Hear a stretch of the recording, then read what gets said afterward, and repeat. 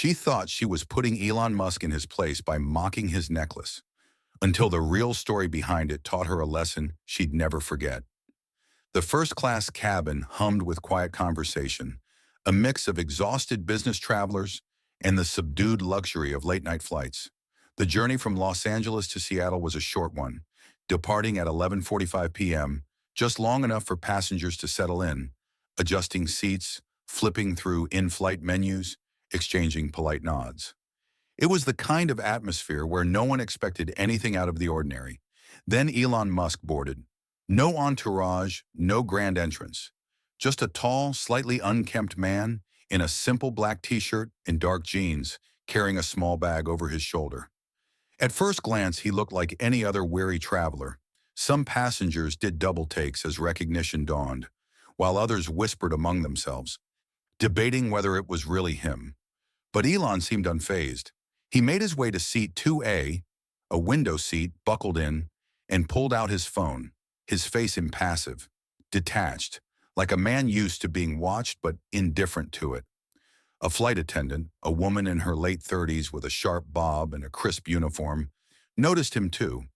But unlike the others, there was no awe in her gaze, no curiosity. Instead, there was something else, something colder.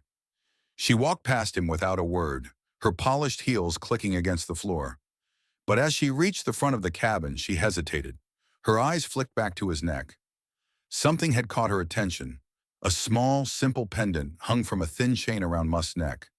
At first glance, it seemed insignificant, just a modest, slightly aged charm resting against his collarbone. But something about it seemed to bother her. She leaned toward a younger flight attendant near the galley, whispering just loudly enough to be overheard. "Seriously, that thing looks like something you get from a vending machine." A few passengers glanced up. Some pretended not to hear. Others exchanged uneasy looks. The younger flight attendant hesitated, unsure how to respond. Elon, however, didn't react. If he heard, he gave no indication. He simply leaned back in his seat, scrolling through his phone. But the woman wasn't done. She took a slow step forward, amusement and condescension flickering in her expression. She wanted a reaction. "I didn't expect someone like you to wear something so cheap," she muttered, her voice laced with mockery. This time, more people noticed. A man in the row across frowned. A woman near the aisle shifted uncomfortably. Still, Elon didn't flinch, didn't look up, didn't acknowledge her at all. And that silence, that made it worse. The flight attendant lingered, waiting for a response. Maybe a joke, maybe a sharp comeback. But Elon offered neither. He just kept scrolling, as if she hadn't spoken at all. That silence unsettled her. She scoffed, turned on her heel, and walked away. Passengers exchanged glances. Some looked uncomfortable, unsure if they had just witnessed a harmless joke or something mean-spirited. Others were indifferent, used to privilege, used to arrogance, used to the unexpected. The younger flight attendant by the galley looked uneasy. She was new, maybe just a few months in, and she had seen her senior colleague make snide remarks before. But this time, something felt off. In seat 3B, directly behind Elon, sat a man in his late 50s. Sharp suit, salt and pepper hair. The kind of presence that suggested he had spent years in rooms where words held weight. He had seen power plays before, in boardrooms across negotiations. He recognized one now, unfolding midair. He leaned forward slightly, speaking just loud enough for the flight attendant to hear. "You know who that is, right?" She barely glanced at him. "Of course I know, everyone knows." "Then you also know he could probably buy this airline before we land." The remark was casual, but there was a hint of warning in it, a subtle suggestion. Think carefully about what you're doing. The flight attendant smirked but didn't reply. Instead, she busied herself, checking the overhead bins, pretending the moment hadn't happened.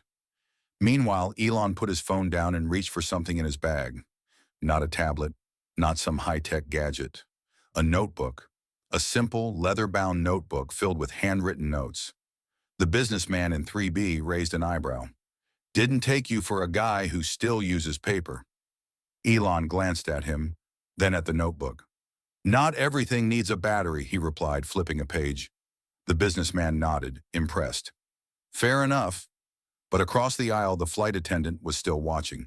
Her irritation lingered. She whispered something to another crew member, a male flight attendant who barely looked up from his pre-flight checklist. Mm, hmm, he said, non-committal. She wasn't letting it go. Passing by Elon's seat again, slower this time, she spoke just a little too loudly. I don't get it, she mused. A billionaire wearing something that looks like it came from a gas station gift shop. This time, Elon did react. He smiled. A small, knowing smile. Not the kind that said, "You got me." This was something else. And then from the front of the cabin, a voice cut through the tension. That's not just any necklace. The voice came from seat 1C, near the bulkhead. An older woman, maybe in her late 60s. Dark blue blazer, silver buttons. The kind of presence that commanded respect without asking for it. She turned slightly in her seat, looking toward Musk before shifting her gaze to the flight attendant. I've seen one just like it before. Years ago. The flight attendant raised an eyebrow, but the older woman continued, unfazed. That pendant, it's handcrafted, a very specific design. You don't find that in stores, it's not some random trinket. She paused. And it's definitely not cheap. A few passengers leaned in. The flight hadn't even taken off, but suddenly, this was getting interesting. Elon remained silent, letting the moment breathe.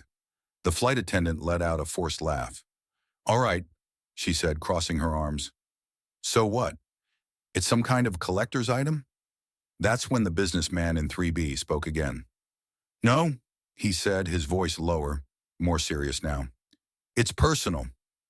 The flight attendant hesitated. She could feel control of the moment slipping. All right, she said again, shifting her weight. So what's the big deal? Why wear something like that when you could have?